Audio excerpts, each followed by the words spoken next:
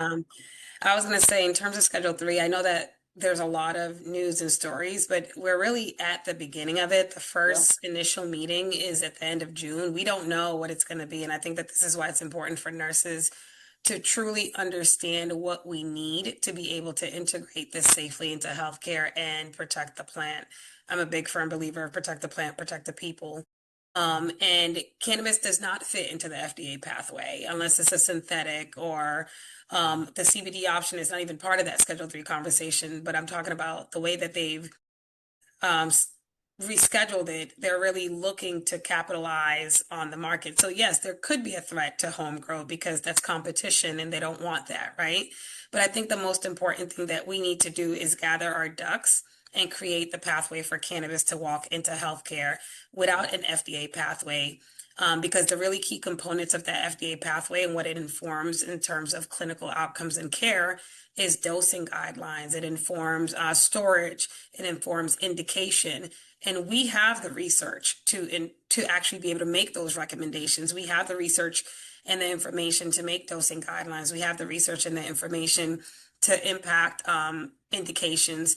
And we're also, like I founded Project Destigmatize Healthcare for this reason. We're collecting the research to better understand why are people using the plant outside of the use disorder language that came with the harm reduction movement. And I think that as we continue to gather as nurses, ensuring that patient access is never compromised is going to be a very key priority, which means as much as we may not enjoy it, we need to preserve the adult use market.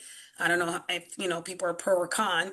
We need to empower our states to really um, invest in the medical market, in the medical programs that they already have. Americans for Safe Access have report cards Mhm. for every state with a medical program, and it details exactly where the gaps are. And those gaps are not clinical gaps. They're not operational gaps. They don't help us bring the medication into an existing healthcare system. They don't help us create the infrastructure to do a proper med reconciliation and evaluate risk for our patients. And every other medication, whether non-scheduled or Schedule 3, has that pathway. So I think our priorities need to be around putting the data together and making recommendations that could then give the components that are missing because cannabis should never go through an FDA pathway. It is impossible to grow cannabis at scale and make it good. We have seen this in every state. Every 100,000 square foot canopy in Massachusetts has shut down for a reason. You cannot grow good weed at that scale. And most people like gardening and they like to create their own medicine. No one can tell us what to do with our garden now. And a lot of people are creating turmeric pills and creating pills at home already. And that should be part of what the patient access conversation is. And as nurses, I think, especially since we are the first people who are to do no harm, it's important for us to understand exactly what do they mean by Schedule 3? What is it going to take for this to actually be a medication in the healthcare system, in the medical record? What diagnosis ICD codes do we need in place? What language do nurses need to document this without bias and stigma in the medical record? We can't get stuck on the fear mongering of the things that could happen because everybody has a theory.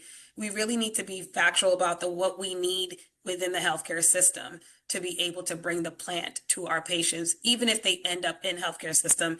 And most importantly, if they end up in long-term care because they live there and they have rights.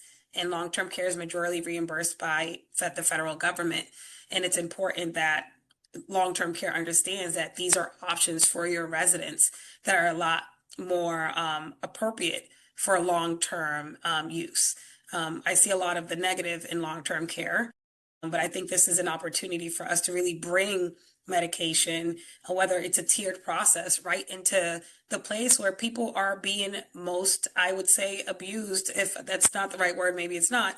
But I feel like our elders are the most vulnerable, and they're also the ones that are being most restricted because of their housing. Yeah. And anybody who also lives in federal housing needs to understand their rights because there's a lot of patients who are incapable of moving but have to find a way outside so that they don't lose their housing. So I think nurses, we need to broaden our conversation around Schedule 3, but we have the data and we have the infrastructure. So I think this is a really good opportunity and a good place to start. Exactly.